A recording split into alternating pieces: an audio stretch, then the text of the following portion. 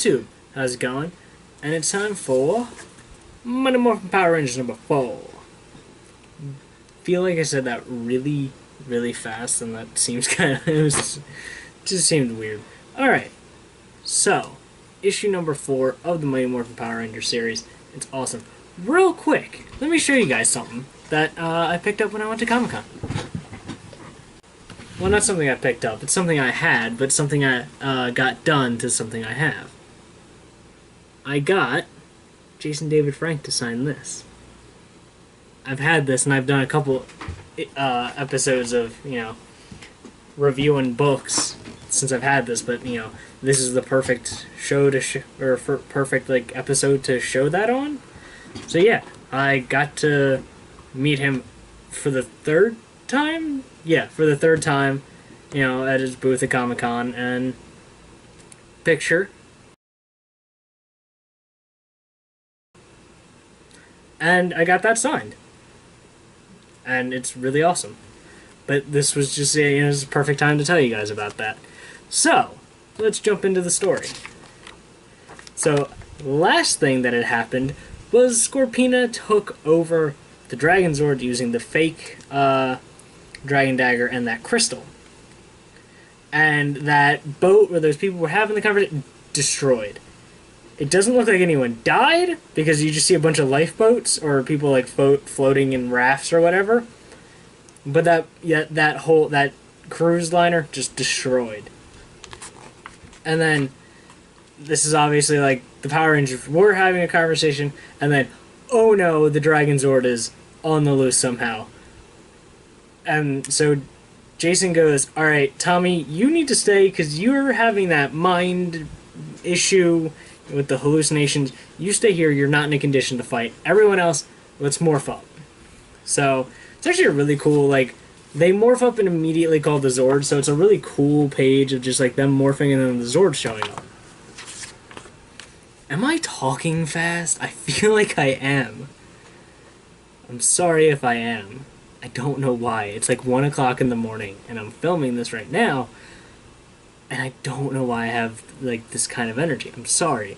Anyways, so Scorpina is just wrecking Angel Grove, and I'm actually excited to kind of see how the comic deals with the destruction of the city. So they're like, alright, we need to get that away from the city. Let's go. So, the Tyrannosaurus, for whatever reason, has grappling hooks, grabs the Dragon Zord and just starts dragging it into the ocean. And then it goes into underwater mode. I didn't know the Tyrannosaurus Megazord could do that, but it can, and that's cool. That's fine with me. So then it cuts to Rita yelling at Finster, going I thought you had some monsters for this. And he's like, oh, they're right here. They're right here. It's cool. And they create, I guess, it's unclear. I think 2. Yeah, it's 2, 3. It's 3 gigantic shark monsters. And so the Rangers start fighting it, and the Dragon Zord is headed back towards the city. Meanwhile, Tommy's just kind of watching this, and that's when the hallucination of Rita shows back up, showing, confirming that it never was actually Rita.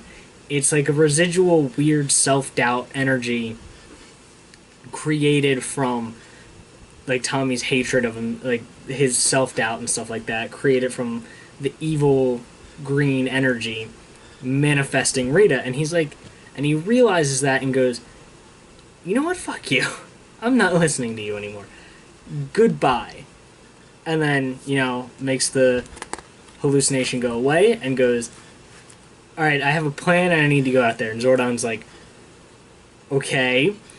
Or you can follow the orders that, Tommy gave, or Jason gave you. And he goes, I gotta help. They're getting their asses kicked. I have a plan. I got this. Morphs up, teleports on top of the Dragon Zord, tries to play the flute, doesn't work, and it's just and then, so Scorpina shakes him off, he falls, gets caught by Kimberly, and they're alright, look, you guys need to make the Megazord, and like try to hold this thing off from getting back to the city. I got a plan. Kimberly, throw me up. So she flies up a little bit. He jumps, crashes through the window, the eye of the Dragon Zord, essentially, and just starts fighting Scorpina. In the process of the fight, breaks the fake Dragon Dagger, gains control of it, and Megazord finishes off the sharks. So then, after that, we cut back to the center. All the Rangers are still half morphed. They just took their helmets off for whatever reason. Like it's kind of a weird scene. It's very coincidental because I feel like most other times they would have just demorphed because they just hang out in their clothes there. It's not like it takes them any time at all to morph, but like it's just like, yeah, let's just not unmorph right now for whatever reason. But they're having this gigantic argument, and Zach has a real problem with Tommy, and it's really bizarre. And Tommy's got this weird like attitude of like he's not. This Tommy isn't quite the same as the show Tommy in the sense that like he's a little bit more like, I don't know, upset about his move to Angel Grove. Like he liked where he was, he had friends, now he doesn't, and like the other Rangers treat him not as an equal but kind of like as an outsider, and he doesn't like it. And Zach and them, they always give him shit. Not that he chose to be the evil Green Ranger, but it just happened. And then they kind of reveal like, hey, instead of us fighting, let's put Scorpina in the pocket dimension. You know, let's do that. And then things get out of hand, and then Tommy and Jason go to start fighting, and they brought the crystal thing that was controlling the Dragon Zord with them, and they captured Scorpina. And all of a sudden that thing just like explodes, or it starts to explode, and the Rangers and Jason's like, hey guys, let's put our helmets back on. This is why I say it's really coincidental that they decided not to demorph. It's like someone had a premonition like maybe we shouldn't demorph because something bad might happen. So the crystal thing explodes, the command center is demolished, and Tommy's like, oh shit, this is another hallucination. It's like, nah, this is real. And this gigantic monster has appeared out of like the supposed portal. It's huge, and it's like, oh man, we need the Megazords. Oh no, wait, what's happening? And it shrinks, you know, to normal monster size, and it says, hello, I've been waiting to kill you guys, more or less. It's a pretty cool design for a creature or whatever. And that's where that story. That's where the main story ends. Now we cut over to Bulk and Skull, and they've unleashed the putty on the Angel Grove Community Youth Center. Kimberly and Trini were playing basketball with some kids. Kimberly literally goes, alright, we can't morph, but I have an idea. Ready? Watch this.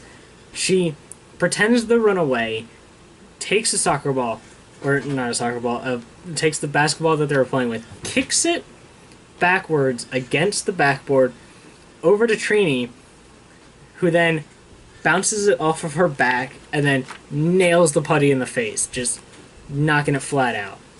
Bulk and Skull are like, yeah, good thing we were here, and Trini goes, really? Because I think you set this up, because look, the tape on your arm, same as the tape that's around his neck. So, next time you guys want to be hero, don't.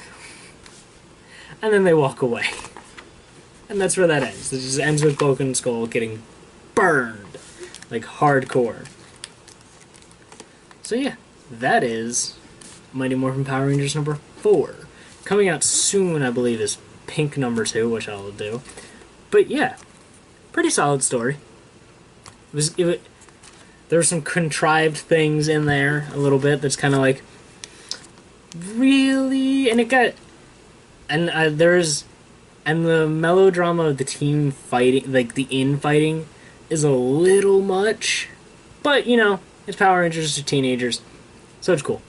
So yeah, if you'd like to pick up this issue of Mighty Morphin Power Rangers. Comixology. I don't know if Boom Studios has their own comics thing. I'm sure they have a website that you can probably buy and download from, or go to your local comic book store and pick it up. I hope you guys like, comment, and subscribe on the video, and I'll catch you guys later. Peace out.